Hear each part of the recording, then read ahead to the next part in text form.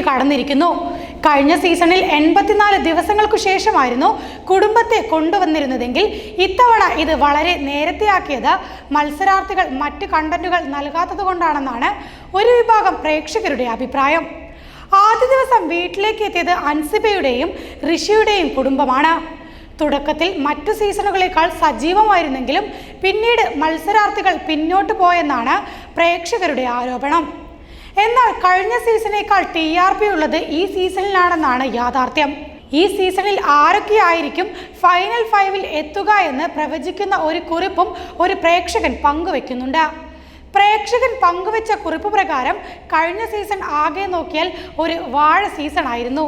ആർക്കും ഒരു competitive spirit ഇല്ലാതെ അഖിൽ ജയിച്ചോട്ടെ എന്ന രീതിയിലായിരുന്നു എല്ലാവരും. പക്ഷേ 6ാം സീസൺ തുടങ്ങിയത് തന്നെ 5ാമത്തെ ഗിയറിലാണ്. ഓരോ എപ്പിസോഡും കണ്ടന്റ് പെരുമഴ.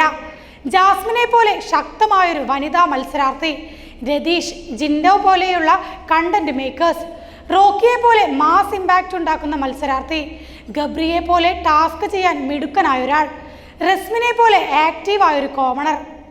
അങ്ങനെ ഒരു സീസൺ നന്നായി മുന്നോട്ട് കൊണ്ടുപോകാൻ സാധിക്കുന്ന ഒരു പിടി മത്സരാർത്ഥികൾ. പക്ഷേ രതീഷ് ആൻഡ് റോക്കിയുടെ പുറത്താക്കലോടെ കഥ മാറി. സീസൺ ഡൗൺ ആയി. പിന്നെയുള്ള 2 ആഴ്ച ആദ്യം കണ്ടതൊന്നുമല്ല എന്ന രീതിയിൽ മുന്നോട്ട് പോയി. സിബിൻ വലിയൊരു ഇമ്പാക്റ്റ് ഉണ്ടാക്കി. അപ്രതീക്ഷിതമായി അയാളും പുറത്തായതോടെ സീസൺ ഏകദേശം തകർന്ന മട്ടായി. 50ാം ദിവസത്തിനു ശേഷം കൊടുക്കുന്ന ടാസ്കിനപ്പുറം ഒരു കണ്ടന്റും ഇല്ലാത്ത അവസ്ഥയായി. സാബുവും ശ്വേതയും അവർ ഗസ്റ്റായി വന്ന വീക്ക് മുതൽ മത്സരിച്ചു തുടങ്ങിയാൽ പോലും ടോപ്പ് 2-ലെത്തുന്ന ലെവൽ മോശം മത്സരാർത്ഥികളാണ് ഇപ്പോൾ ഹൗസിലുള്ളത്. അതുകൊണ്ട് 84ാം ദിവസം നടത്തേണ്ട ഫാമിലി വീക്ക് 64ാം ദിവസം നടത്തേണ്ട ഗതികേടിലെത്തി BB ക്രൂ. നിലവിൽ ടോപ്പ് 5-ൽ വരാൻ പോകുന്ന മത്സരാർത്ഥികളെ നമുക്കൊന്ന് വിലയിരുത്താം. അതിൽ ഏറ്റവും പ്രധാനി ജിൻഡോ തന്നെയാണ്. നിങ്ങൾ തന്നെ ആലോചിച്ച് നോക്കൂ. സാബു, രജിത്, മണിക്കുട്ടൻ, ബ്ലെസ്ലി, അഖിൽ മാരാർ ഈ പേരുകളുടെ കൂടെ പറയാൻ പറ്റുന്ന ഗെയിമറാണ് ജിൻഡോ എന്ന് നിങ്ങൾക്ക് തോന്നുന്നുണ്ടോ? സീസൺ 1 അല്ലെങ്കിൽ 4-ലായിരുന്നേൽ 50ാം ദിവസം വീട്ടിൽ പോകുമായിരുന്ന മത്സരാർത്ഥിയാണ് ജിൻഡോ. പക്ഷേ ഈ സീസണിൽ കപ്പടിക്കാം. 2ാം സ്ഥാനത്ത് അൻസിബയാണ്. റണ്ണറപ്പ് ആകാൻ നിൽക്കുന്ന അൻസിബ 2 ആഴ്ച മുന്നേ മോഹൻലാലിനോട് എനിക്കിവിടെ നിൽക്കാൻ താല്പര്യമില്ലെന്ന് പറഞ്ഞ ആളാണ്. ഏത് ടാസ്ക് വന്നാലും മടി പിടിച്ചിരിക്കുന്ന, മത്സരിച്ചാൽ ആദ്യം പുറത്താകുന്ന, ഇതുവരെ ഒരു വ്യക്തിപരമായ ടാസ്കും വിജയിച്ച് കണ്ടിട്ടില്ലാത്ത ആളാണ് അൻസിബ. നോമിനേഷനിൽ വന്ന് എങ്ങനെയും പുറത്താകണമെന്ന് ആഗ്രഹമുള്ള അവിടുത്തെ ഒരേ ഒരു മത്സരാർത്ഥി കൂടെ അൻസിബയാണ്. 3ാമത് സാധ്യതയുള്ളത് ജാസ്മിനാണ്. ഷോ തുടങ്ങിയപ്പോൾ വലിയ ആക്റ്റീവ് ആയിരുന്നു ജാസ്മിൻ. പിന്നീട് ഗബ്രിയെ കൂട്ടുപിടിച്ച് ലവ് ട്രാക്ക് ഉണ്ടാക്കി ഷോ കാണുന്ന സകലരെയും വെറുപ്പിച്ചു.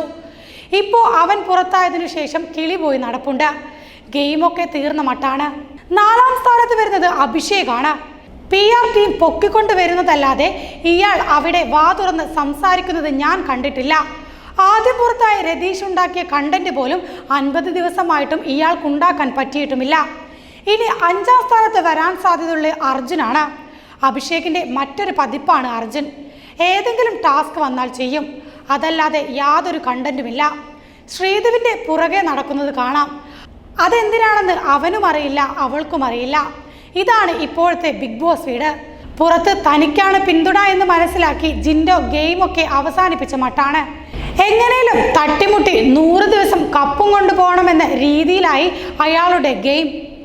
ആരെങ്കിലും സപ്പോർട്ട് ചെയ്യണമല്ലോ എന്നോർത്ത് ആരെയൊക്കെയോ സപ്പോർട്ട് ചെയ്യുന്നവരാണ് പ്രേക്ഷകരിൽ ഭൂരിപക്ഷവും.